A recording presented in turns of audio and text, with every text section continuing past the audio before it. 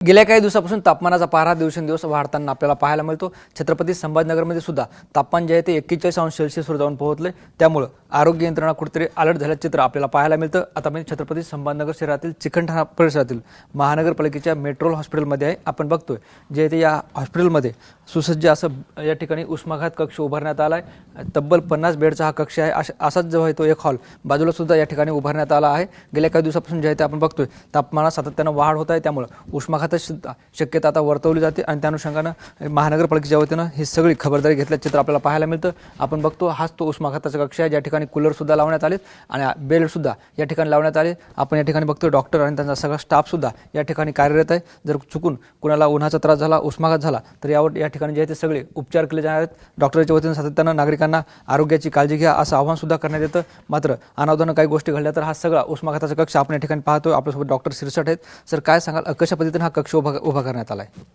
आपल्याकडे सध्या मेल्ट्रॉन हॉस्पिटल येथे 50 बेडचा उष्माघाताचा कक्ष उभारण्यात आलेला आहे। यामध्ये सर्व प्रकारची यंत्रणा सज्ज आहे।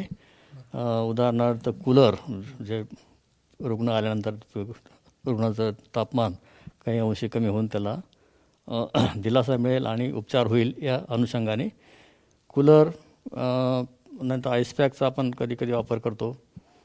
पुन्हा IV फ्लुइड्स वगैरे सगळे पुरेशा प्रमाणात आहेत।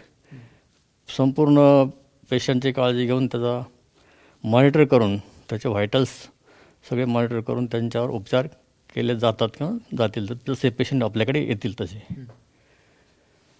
आपण बघतो गेल्या काही दिवसापासून जे तापमानाचा पारा 40°च्या वर जाऊन पोहोचला आहे आणि नागरिकांनी सर्वसाधारणपणे या काळात काय काळजी घेतली पाहिजे? नागरिकांनी साधारणपणे 10च्या आतमध्ये काही बाहेरचे काम आहे ते करून घ्यावे। 10 ते 4-5 पर्यंत बाहेर फिरू नये विनाकारण कामाशिवाय असलं तरी ते टाळावं। भरपूर प्रमाणात पाणी प्यावे, सावलीमध्ये हे करावे, डोक्याला रुमाल वगैरे पांढरे कपडे विशेष करून पांढरे कपड्यांचा वापर करावा। कारण काळ्या याच्यामध्ये ते सूर्यकिरण शोषून घेण्याची जास्त हे असते, त्यामुळे तापमान वाढण्याची शक्यता असते आणि उष्माघाताकडे हळूहळू रुग्ण जाऊ शकतो जास्त वेळ त्याच्यामध्ये हे केलं तर। निश्चित आपण बघतो आपल्यासोबत डॉक्टर सिरसाट होते ज्यांनी नागरिकांना सुद्धा आरोग्याची काळजी घ्या असं आवाहन केले आणि महानगरपालिकेच्या वतीनं हा सगळा उष्माघाताचा कक्ष या ठिकाणी उभारण्यात आला आहे। कॅमेरा पर्सन अमित आडेसह ज्ञानेश्वर लोंढे, TV9 मराठी, छत्रपती संभाजीनगर।